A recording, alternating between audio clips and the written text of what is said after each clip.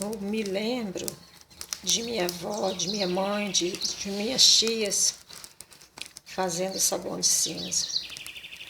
Lembro-me que era a cinza, gordura referente ao porco, sobras, digamos assim.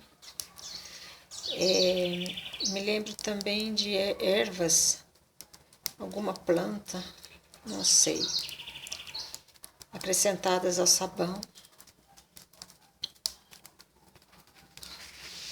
Inclusive cascas de banana, laranja, viravam cinzas.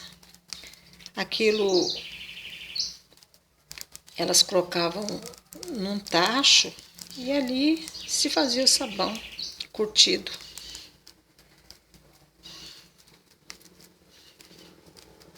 Saudade de minha mãe, Isaura, de minhas tias, Nair, Palmira, Rita, Maria, de meu avô, José Balbino, Didinho,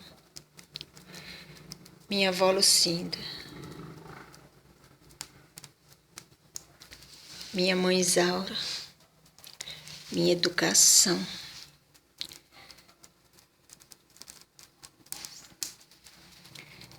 Lembro-me também dos pés de café, da serralha.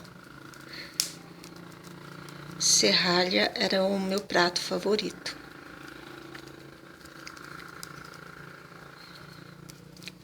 Fazia o papel de carne.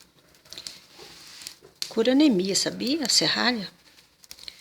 Uma delícia com arroz. E angu, não é isso, Dedê? Sim, é importante. Então, um arroz, a serralha e o angu, ou